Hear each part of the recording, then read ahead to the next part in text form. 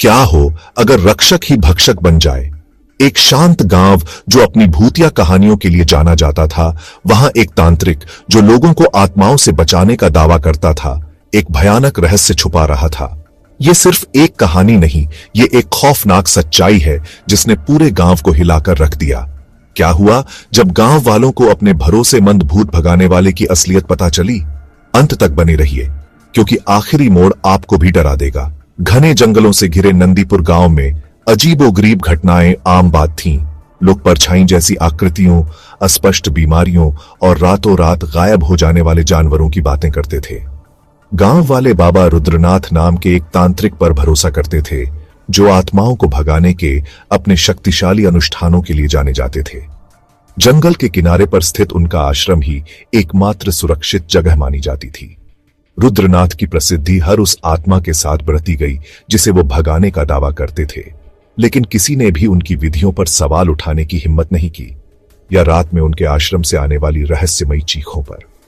हालात तब और बिगड़ गए जब गांव वाले गायब होने लगे। सबसे पहले एक छोटा लड़का था जो आश्रम के पास पानी लाने गया था और गायब हो गया। फिर एक महिला रुद्रनाथ के पास एक उपचार अनुष्ठान के लिए गई और गायब हो गई। गांव वालों को शक हुआ, लेकिन तांत्रिक के प्रकोप के डर से वे चुप रहे। एक रात कुछ आदमियों ने आश्रम की जांच करने का फैसला किया, लेकिन उन्होंने जो पाया वो उनकी कल्पना से भी ज्यादा भयानक था। आदमी चुपके से आश्रम में घुसे और उन्हें एक छिपा हुआ भूमिगत कक्ष मिला। अंदर उन्होंने खून से सने औजार, जानवरों की हड्डियां और दीवारों पर बने अजीबोगरीब निशान देखे, लेकिन सबसे खौफनाक खोज कोने में इंसानी हड्डियों का ढेर था, साथ ही गायब हुए गांव वालों का सामान भी। रुद्रनाथ आत्माओं को नहीं भगा रहा था, वह अंधेरी शक्तियों को बुलाने के लिए इंसानों की बलि दे रहा था। गांव वालों को रात में जो चीखें सुनाई देती थीं, वे आत्माओं के भगाए जाने की चीखें नहीं थीं, वे उसके शिकार लोगों की चीखें थीं।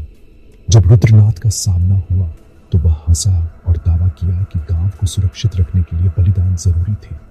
उसने कहा कि उसके अनुष्ठानों के बिना पूरा गांव एक श्राप के अधीन हो जाएगा। डरे हुए गांव वालों ने उसे जंगल में घसीटा और आश्रम को जला दिया, लेकिन आग की लपटों में घिरने से पहले रुद्रनाथ ने अपना आखिरी श्राप दिया, तुम मुझसे बच नहीं सकते, मैं वापस आऊंगा।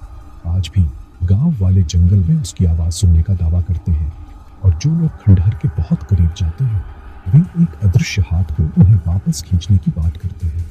क्या रुद्रनाथ सच में एक रक्षक से खलनायक बन गया था, या वह गांव की रक्षा ऐसे तरीके से कर रहा था जिसे कोई नहीं समझ सकता था? उसके आश्रम के खंडहर अब भी है और स्थानीय लोग उस इलाके से दूर रहते हैं, यह मानते हुए कि उसकी आत्मा अभी भी वहां घूमती है। क्या आप वहां जाने की हिम्मत करेंगे? हमें कमेंट्स में अपने विचार बताएं, और असल जिंदगी की और भी भयानक कहानियों और रहस्यों के लिए सब्सक्राइब करना न भूलें। कुछ रहस्य दबे रहना ही बेहतर।